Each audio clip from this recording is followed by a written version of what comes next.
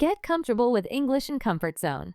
This is your English listening practice podcast to help you learn and improve naturally. How can you stop overthinking when you try to speak English? Most learners face this problem and find themselves stuck in their heads trying to get everything perfect before they even say a word. That's right. And when they overthink, they end up sounding stiff, weird, or even saying things that don't make sense. It's like their brain is working overtime, but their mouth just freezes. It's a common struggle. But here's the good news. You don't have to be perfect to speak English well. In fact, the key to speaking confidently might be simpler than you think. I'm Oriana, by the way. And I'm Ken. This is English in Comfort Zone, the place where you can learn English while you relax, lie down, or even while you sleep. No pressure, no stress, just natural English and interesting topics. And today we're talking about how to stop overthinking and just start speaking. We'll share practical tips and examples you can try right away. So if you've ever felt stuck in your head while trying to speak, this is for you. Let's get started. So let's talk about why overthinking happens in the first place. For most learners, it all comes down to one thing: the fear of making mistakes. It's like they're so focused on trying to sound perfect, using the right words, the right grammar, the right pronunciation, that they forget the most important part, which is just getting their message across. The thing is, when you're too focused on being perfect, you actually end up making more mistakes. Because instead of thinking about what you want to say, you're thinking about how to say it. And that's when things get messy. Let me give you an example. Listen to this. I go to park yesterday and see many dog. Even though I made a few mistakes, you still understood what I meant. I wanted to say I went to the park and saw dogs. The message was clear even if the grammar wasn't perfect. And that's the point. As long as your message is clear, it doesn't matter if you make a few mistakes along the way. Here's another example. Let's say I'm trying to say, I'm going to the store to buy some milk.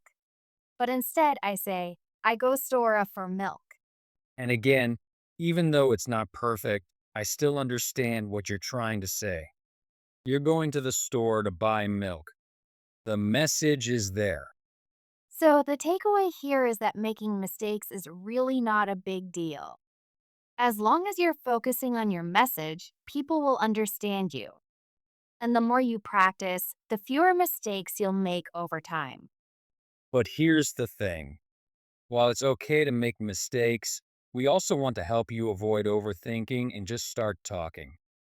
So, how do you do that? That's what we're diving into next. Let's talk about how to stop overthinking and just start speaking without the fear of making mistakes. Okay, let's get into our first tip: slow down. A lot of times people overthink while speaking because they feel like they need to say everything quickly. Like if they don't respond fast enough, they've failed or something, right? And that's just not true. There's no timer in real life conversations. No one's standing there with a stopwatch waiting for you to reply in 2 seconds. So take your time. When you slow down, you give yourself enough time to think about what you want to say and how to say it. And guess what? Speaking slowly actually makes you sound more confident, not less. Totally. If you're speaking too fast, it can make you sound nervous or stressed. But when you slow down, you sound calm and in control. And if you're practicing alone, you can take ages to say something. Who cares? As long as you're practicing, you're improving. Here's a great trick to try. Whether you're in a conversation or practicing alone, start with something like well or or even repeat part of the question. For example, if someone asks, what did you do last weekend? You can say, last weekend. This gives you a few extra seconds to think about your answer while still sounding natural. It doesn't just work in conversations. If you're practicing alone, like narrating your day or talking to yourself, you can use the same trick. Start with well or hum. Today I went shopping, and take your time to think about what you want to say next. No one's rushing you. It's such a simple trick, but it makes a huge difference. It takes the pressure off and lets you focus on what you're saying instead of how fast you're saying it. Okay, let's talk about another tip that can really help you stop overthinking and just start talking, which is breaking the ice with simple phrases. Sometimes the problem isn't just about overthinking. It's about not knowing how to start a conversation in the first place. Like you're sitting there thinking, what should I say? How do I even begin? Exactly. And that's where simple phrases come in. If you have a few go to phrases ready, it takes the pressure off. You don't have to think too hard about how to start. You just use one of these phrases and the conversation flows from there. For example, let's say you're talking to someone about a movie. Instead of trying to come up with the perfect sentence, you can just say, what do you think about that movie? It's simple, it's natural, and it gets the conversation going. Or if you're not sure about something, you can say, I'm not sure, but I think. This is a great way to share your opinion without feeling like you have to be 100% correct. It's casual, it's comfortable, and it keeps the conversation moving. Here's another one. That's interesting. Can you tell me more? This works really well when someone says something you want to hear more about. It shows you're interested and it gives them a chance to keep talking. And again, these phrases aren't just for conversations with other people. You can use them when you're practicing alone, too. For example, if you're narrating your day or talking to yourself, you can say, what do I think about this? Or, I'm not sure, but I think. It's a great way to practice thinking and speaking in English without overthinking. Okay, let's talk about something that trips up a lot of learners. Focusing too much on grammar rules while speaking, right? And don't get me wrong, grammar is important. It's the foundation of correct English. But here's the thing, if you're constantly thinking about grammar while you're speaking, it can actually slow you down and make you sound less natural. It's like trying to drive a car while reading the instruction manual at the same time. You're not going to get very far, and you'll probably feel stressed the whole time. So here's the trick. When you're speaking, just talk.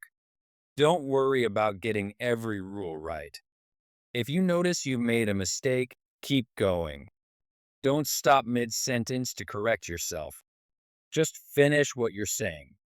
And then after the conversation, or even after practicing alone, you can take a moment to reflect. Write down the mistakes you think you made, whether it's in your phone's notes app or a notebook. For example, if you said, she go to the store, you can write that down and later check the correct way. She goes to the store. This way, you're still learning the correct grammar, but you're not letting it interrupt your speech. You're giving yourself permission to make mistakes in the moment, which is how you build fluency. And over time, as you keep practicing and reviewing your mistakes, you'll start to remember the correct ways naturally. It's like training your brain to notice patterns without overthinking them. Okay, last tip.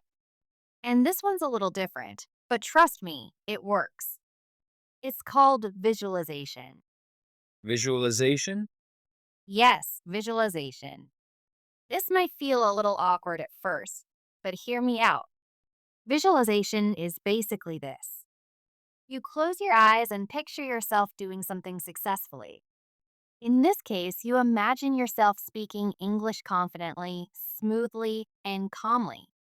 Okay, but how does that help? It's not like imagining it makes it real. Actually, it kind of does. When you visualize yourself speaking English confidently, your brain starts to believe it's possible. It's like mental rehearsal. You're training your brain to feel more comfortable in real life situations. I guess that makes sense. But how do you even do it? It's simple. Before a conversation or even before practicing alone, close your eyes and take a few deep breaths. Then picture yourself speaking English.